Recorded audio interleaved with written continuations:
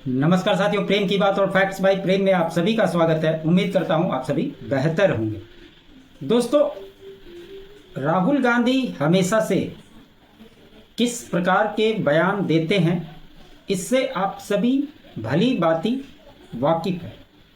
लेकिन एक मामले को लेकर जो आज सुप्रीम कोर्ट ने टिप्पणी की है, जो उनके भारतीय होने पे सवाल उठाया, क्या आपको लगता है कि इन बातों से राहुल गांधी को कोई फर्क पड़ने वाला है?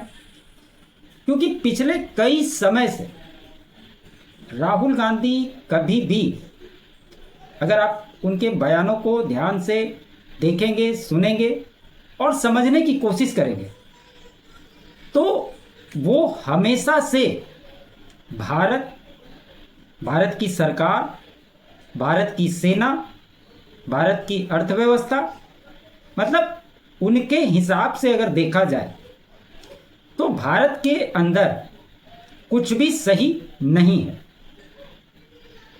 एक विपक्ष होता है जो सत्ता पक्ष से जब लड़ाई होती है, वो विपक्ष में रहता है, तो उसको लगता है कि ऐसे किन मुद्दों को उठाया जाए जो बातें पब्लिक को समझ में आए। लेकिन इनका मामला कुछ अलग है। ये ऐसे बातों को, ऐसे मुद्दों को उठाते हैं जिनकी क्रेडिबिलिटी पे ही सवाल उठता है।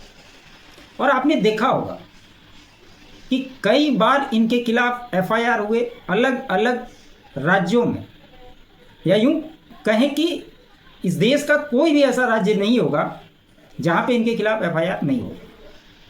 लेकिन निचली अदालतों में जब मामला होता है, वहां से स्टे लेते लेते ये आ जाते हैं सुप्रीम कोर्ट। और सुप्रीम कोर्ट में तो बड़े बड़े वाले वकील तो हैं ही इनको छुड़ाने के लिए। और सुप्रीम कोर्ट जिस प्रकार से नरमी दिखाता है, यही सबसे बड़ी वजह है कि इन जैसे नेताओं को इस बात से कोई फर्क नहीं पड़ता कि ये क्या बयान दे रहे हैं, इसका क्या परिणाम होगा। और इसीलिए निश्चिंत होकर जो मन में आता है वो ये लोग बयान देते हैं। इन्होंने भारत जोड़ो यात्रा के दौरान जब 100 दिन पूरे हुए थे, उस मामले में इनके खिलाफ एक एफआईआर हुआ था। 16 दिसंबर 2022 की घटना थी। जब 100 दिन पूरे हो गए थे, तो इन्होंने कहा था कि चाइना जो है 2000 स्क्वायर किलोमीटर जमीन अंदर घुस गया, और जो हमारे 20 भारतीय सैनिक मारे गए हैं, उनको अरुणाचल के अंदर हमारे सैनिकों को पीटा जा रहा है। यही शब्द से उन्होंने इस्तेमाल किया। इसी मामले में बीआरओ यानी कि बॉर्डर रोड ऑर्गेनाइजेशन के पूर्व निदेशक उदय शंकर श्रीवास्तव ने लखनऊ की एमपी एमएलए कोर्ट में इनके खिलाफ मानहानि का केस दर्ज किया था कि इनके जो बयान आ रहे हैं वो बिल्कुल ही गलत है और ये सेना का अपमान है। इसमें ये स्टे लेने के लिए हाईकोर्ट गए थे, इलाहाबाद हाईकोर्ट। 29 मई को इलाहाबाद हाईकोर्ट ने इनकी याचिका खारिज कर दी थी और इनको समन भेज दिया था। उसके बाद ये पहुंचे सुप्रीम कोर्ट, और सुप्रीम कोर्ट में इस मामले की आज सुनवाई की। जस्टिस दीपांकर दत्ता और जस्टिस अगस्टीन मसीह की बेंच ने यह सुनवाई की थी। तो उसी बारे में चर्चा करने वाले हैं, और क्या इससे राहुल गांधी कोई सबक लेंगे, क्योंकि ये एक पहला मामला नहीं। सुप्रीम कोर्ट ने राहुल गांधी को फटकार लगाते हुए कहा कि आप विपक्ष के नेता हैं, तो आप ये बातें क्यों कहेंगे, और संसद में आप लीडर ऑफ ऑपोजिशन हैं, संसद बना क्यों है इस देश में? इन सांसदों को अपनी बात को रखने के लिए ही संसद बना है। अच्छा, सबसे बड़ी बात यह है कि अगर आप संसद के अंदर कोई बात उठाते हैं तो उसके प्रूफ आपको देने पड़ेंगे। लेकिन इनका जो बयान आता है, या तो ये सोशल मीडिया के माध्यम से आएगा, या फिर कहीं पे ये रैली कर रहे होंगे, तो उस जगह पे इन बातों की चर्चा ये करेगा। संसद में कभी इनको इस तरह के मुद्दों को उठाते हुए आप नहीं देखेंगे। ये इनकी सबसे बड़ी कमजोरी है, क्योंकि इनको पता है कि अगर इस तरह की बात को संसद में उठाएंगे तो इनकी हालत खराब कर देगी। ये क्या दिखाता है? क्योंकि अगर इस तरह का सवाल पूछा जाता तो उनसे सबूत मांगा जाता। आपने देखा होगा इसी मानसून सत्र के अंदर सरकार ने स्पष्ट रूप से कहा कि जब गलवान की घटना घट रही थी, हो रही थी, उस समय आप चाइनीज राजदूत से मिलकर क्या एमओयू साइन कर रहे थे? क्या आपने राहुल गांधी या कांग्रेस पार्टी की ओर से इन बातों के खंडन में कोई भी एक शब्द सुने? नहीं दिया, कोई भी बयान नहीं आया, किसी का बयान नहीं आया। और जो राजीव गांधी फाउंडेशन को इंटरनेशनल फंडिंग आता था उस पर सरकार ने रोक लगा दी। इस पर किसी का बयान आया? नहीं आया। तो जब संसद में सरकार ने इस तरह के सवाल पूछे तो बयान देना चाहिए था, उनके पास सबूत था तो। लेकिन इनको पता है कि सबूत के नाम पे इनके पास कुछ भी नहीं होता। ये पर्ची वाले नेता हैं। इनको जो एनजीओ के माध्यम से, सोरेस का जो एनजीओ है उसके माध्यम से जो चीज आ जाता है, यही सवाल इनको करना है। ये व्यक्ति संसद में खड़ा होकर अपने देश के कितने एयरक्राफ्ट गिरे ये बात तो बोल सकता है, लेकिन ये नहीं बोल सकता कि आपने पाकिस्तान के कितने एयरक्राफ्ट को गिराया। और जो चाइना ने एयर डिफेंस सिस्टम दिया था, जो बाकी सपोर्ट दे रहे थे, ड्रोन दे रहे थे, उसको हमारी सेना ने कितनी संख्या में मारा? ये सवाल कभी राहुल गांधी के मुंह से आपने नहीं सुना होगा। क्योंकि जब भी कांग्रेस की ओर से, और खास करके ये गांधी परिवार के जो इर्द गिर्द रहने वाले हैं, और खास करके राहुल गांधी, इनके बयान इस तरह से होते हैं कि इनको विदेशी मीडिया, खास करके पाकिस्तान, हाथों हाथ लेता है और खूब प्रचार और प्रसारित करता है। राहुल गांधी को वो बातें पसंद है। यही इस देश का दुर्भाग्य है। जब सुप्रीम कोर्ट ने ये बातें कही तो अभिषेक मनु सिंघवी राहुल गांधी के वकील थे। उन्होंने कहा कि संसद में बोलने की छूट पाने के लिए चुनाव नहीं लड़ा जाता है ना। कोर्ट ने पूछा, आपको कैसे पता चला कि चीन ने भारत की 2000 वर्ग किलोमीटर जमीन पर कब्जा कर लिया? विश्वसनीय जानकारी क्या है? अगर आप सच्चे भारतीय होते तो ऐसी बात नहीं कहते। तो आप इससे अंदाज लगा लीजिए कि ये कितने बड़े वाले भारतीय हैं। और इस देश का कोई भी नागरिक कभी भी सेना के शौर्य पर, सेना जो काम करती है उस पर सवाल नहीं उठाता।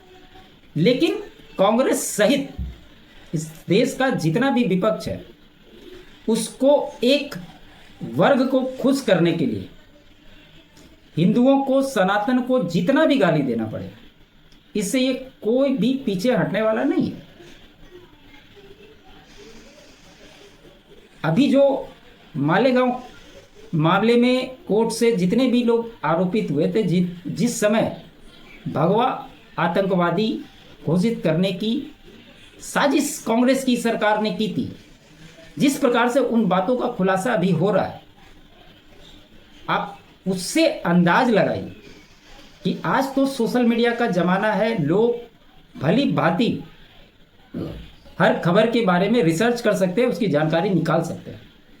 लेकिन जिस समय में मीडिया का इतना बोलबाला नहीं था, उस समय के संसद में कांग्रेस के कार्यकाल को अगर आप अंदाज लगाएं तो सोचिए कि उस समय क्या क्या होता होगा, और कांग्रेस किस प्रकार से इस देश में हिंदुओं को, सनातन को खत्म करने की साजिश में क्या कुछ करने से परहेज की होगी। ये भी बहुत बड़ा सवाल है।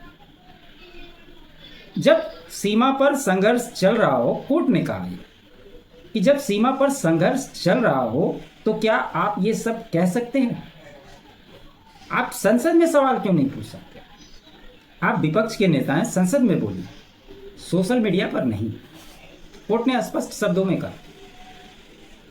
अदालत में अभिषेक मनु सिंघवी ने कहा कि अगर वह प्रेस में छपी ये बातें नहीं कर सकते, वो विपक्ष के नेता नहीं हो सकते। बिल्कुल सही बात।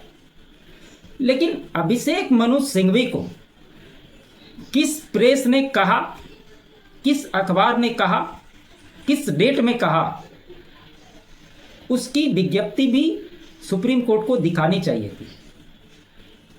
और सुप्रीम कोर्ट सिर्फ कह देने से मान ले, सभी को पता है कोर्ट तो भाई सबूत से चलता है ना। तो अभिषेक मनु सिंघवी ने कह दिया और सुप्रीम कोर्ट ने मान लिया, ये भी एक बड़ी आश्चर्य की बात। इस पर जस्टिस दत्ता ने पूछा, आपको जो कुछ भी कहना है आप संसद में कह सकते हैं, सोशल मीडिया पे नहीं।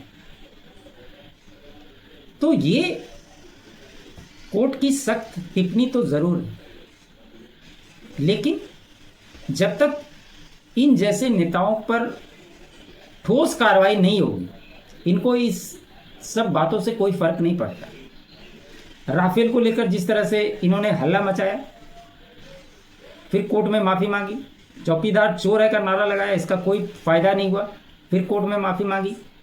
तो ये इनका एक दिन का काम नहीं है। लगातार मोदी सरनेम को लेकर के जो मामला चला था, आप लोगों को याद ही होगा, जिस पर इनकी सांसदी चली गई थी, लेकिन सुप्रीम कोर्ट ने इनकी सांसदी को बहाल कर दिया था। वही DY चंद्रचूड़ साहब चीफ जस्टिस थे, उन्होंने इनकी सांसदी को बहाल कर दी। तो इस तरह के घटनाक्रम होते रहेंगे अगर सुप्रीम कोर्ट सिर्फ इस तरह की हल्की फुल्की बातों को बोलकर इस तरह के मामले को शांत करने की कोशिश करेगा। अब लोगों का परसेप्शन क्या है, लोग क्या समझते हैं, इससे कोई लेना देना नहीं।